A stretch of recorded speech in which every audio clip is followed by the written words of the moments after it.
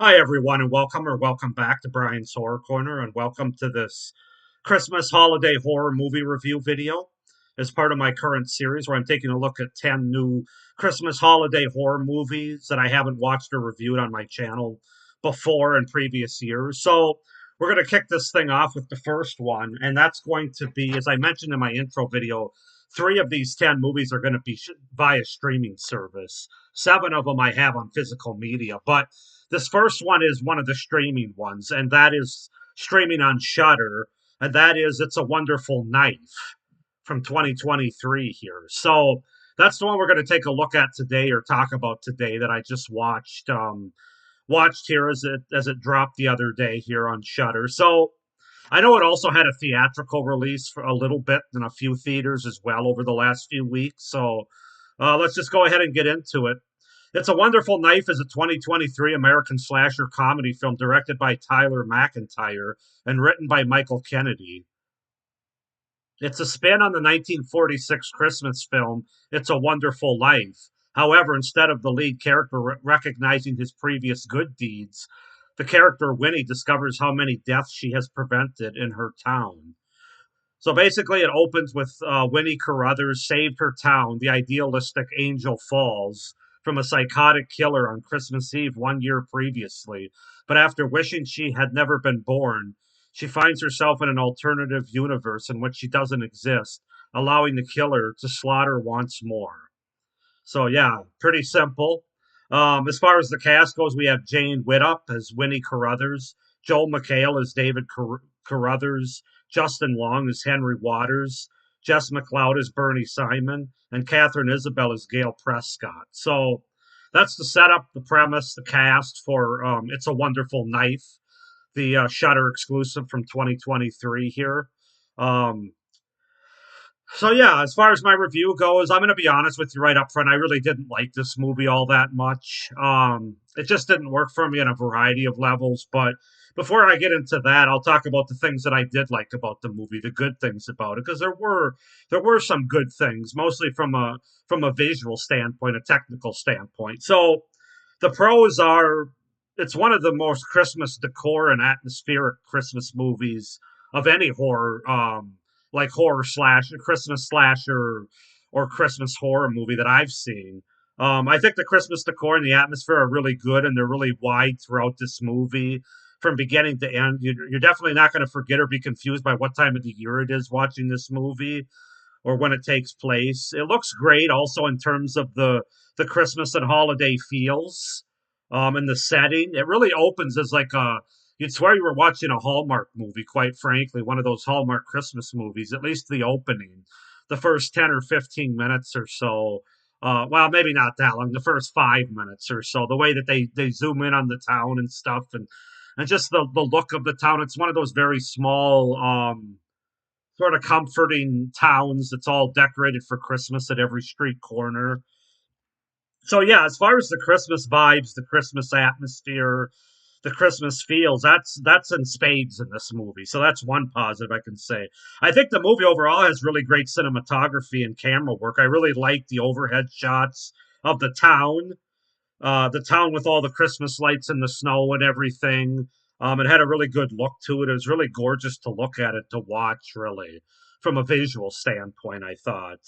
I do like the small town sort of isolating setting, especially for a slasher movie where pretty much everybody knows everybody else. I think that that can be really effective for a slasher movie when it comes to who's doing what and who might be doing what and how well you know everybody and things of that nature.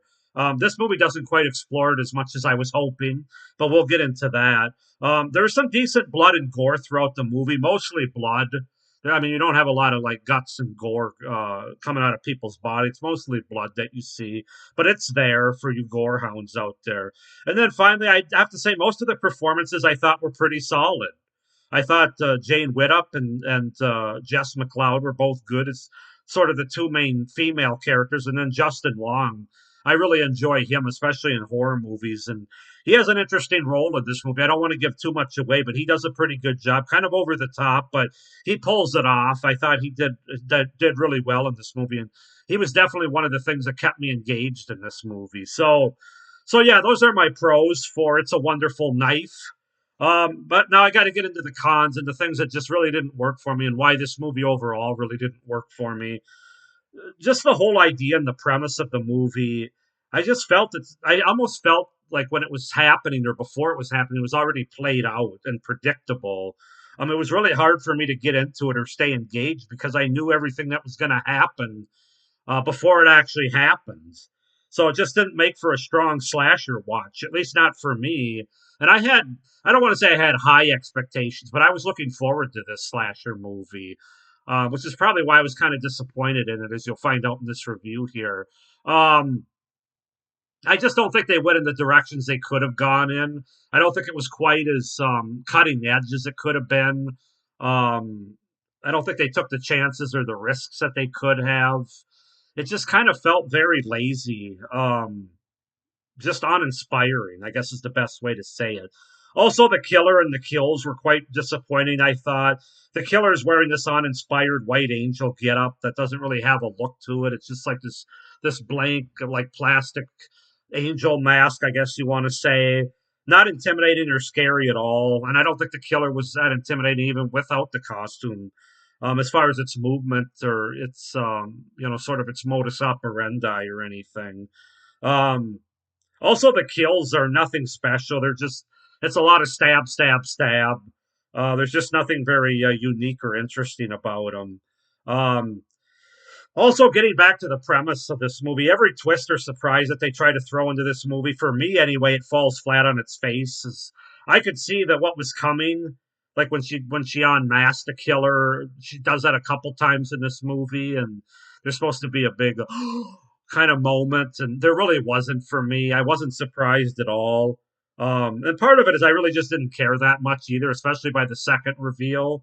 Overall, I don't know, guys. The movie just didn't work for me on a slasher level. It felt more like a Hallmark Christmas movie from a premise and setting standpoint, and with the type of characters as well. The characters are very one dimensional in this movie, especially like the side characters. I mean, some of the main characters even aren't quite as fleshed out as I would have liked. And I don't know. I guess the movie would have had to have been longer. The budget would have had to have been higher. Um, but I would have liked more with the characters. So it's really much like a Hallmark movie from that standpoint, other than the fact that they throw in a knife wielding killer. That's really the only thing that's not Hallmark about the movie. Um, but yeah, the characters are disappointing. The writing is disappointing in this movie. Some of the dialogue gets worse as the movie goes on. I felt like, and overall, I just don't think the writing is that good in this movie. The direction's not great in this movie, like I was talking about in terms of the directions they took, the premise of the movie. They don't utilize that butterfly effect idea when this girl wishes she'd never been born and then she finds out what everything would have been like. They don't utilize that as much as they should have. It's just kind of there, and it's very disappointing. Um, what else? I didn't think the humor was anything to write home about either. I mean, this was sort of a horror slasher comedy film, and neither the slasher nor the comedy really worked for me in this movie. And I thought the ending was pretty poor as well. It's like a worse version of It's a Wonderful Life, kind of over the top, where the characters, namely one character, just has this. Of course, they have this revelation of how wonderful their life is and everything. And I thought that part was a little bit over the top and just didn't really fit a slasher movie. So I don't know. I'm sure a lot of these thoughts and review ideas that I have are probably more specific to me. Although I have seen mixed reviews from what I've seen, a lot of people like this movie. It's highly rated on IBDM or whatever the hell it is, IDBM. You know what I'm talking about. Um,